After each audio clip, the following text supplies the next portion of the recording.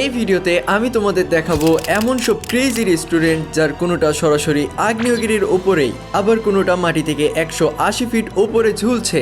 এই রেস্টুরেন্টগুলোতে যেতে হলে এক্সট্রিম সাহসের দরকার হয়। তো সবার প্রথমে শুরু করছি এই রেস্টুরেন্টটা দিয়ে, যেটা অবস্থিত গুয়াতেমালার অন্যতম সক্রিয় আগ্নেয়গিরি পাকাতে। সাধারণ মানুষ যেখানে কয়েক মাইল দূরে দাঁড়িয়ে থেকেই এই আগ্নেয়গিরিটা দেখে, আর সেখানে শেফ মারিও একটি পিৎজা রেস্টুরেন্ট খোলার সিদ্ধান্ত নেন। আসলে 2021 সালের অগ্নুৎপাতের পর থেকে শেফ মারিও চিন্তা করেন যে তিনি তৈরি করবেন পৃথিবীর সবচেয়ে বিপজ্জনক পিৎজা। তাই তিনি বেছে নিয়েছেন এই আগ্নেয়গিরিটাই। তিনি প্রতিদিন সকাল 5টায় তার পিৎজা বানানোর জিনিসপত্র, প্যান, ময়দার তাল আর তার এডিভি নিয়ে আগ্নেয়গিরির চূড়ায় চলে যান এবং পিৎজা বানানোর কাজ শুরু করেন, যেখানে তার পাশে লাভার তাপমাত্রা 2000 ডিগ্রি ফারেনহাইট।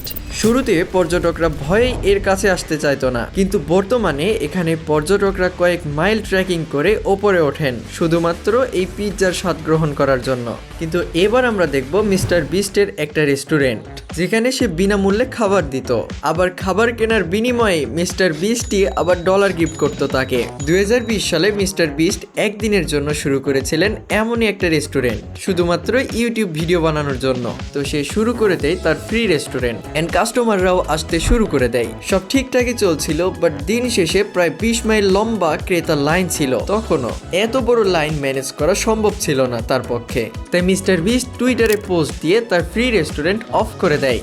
এবার দেখা যাক একটি ক্যাফে যেখানে শুধু কফি পান করাই নয়, বরং শত শত মাছ তোমার পায়ের নিচে সাঁতার কাটবে। আজ থেকে 19 বছর আগে বিশ্বের অন্যতম অদ্ভুত কনসেপ্ট নিয়ে হাজির হয় আমেক্স কফি। তাদের কনসেপ্টটা এমন ছিল যে সাধারণ বিশ্বের বিভিন্ন দেশে পশু পাখি বা বিড়াল কুকুরের সঙ্গে কফি পান করতে যায় মানুষ, কিন্তু কখনো মাছের সাথে কফি খেতে যায় না কেউ। তাই আমেক্স কফি এই ধারণাকে এক ধাপ এগিয়ে এই ক্যাফের ফ্লোরে পানি ভরে দেয় আর তাতে রেখে দেয় বিভিন্ন ধরনের মাছ। তো বলো, কে কে মাছের সাথে কফি খেতে চাও?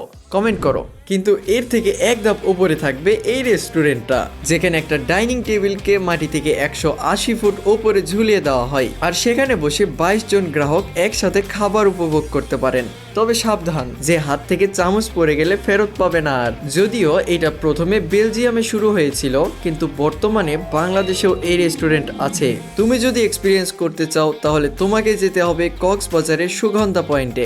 সমুদ্র সৈকতের উপকূলে এটি অবস্থিত, তাই এখানে সমুদ্রের একটি সুন্দর ভিউ আর বাতাসের সঙ্গে মিলিয়ে এক ইউনিক অভিজ্ঞতা পাওয়া যাবে। এবার চলো তোমাদেরকে একটা জেলে নিয়ে যাই।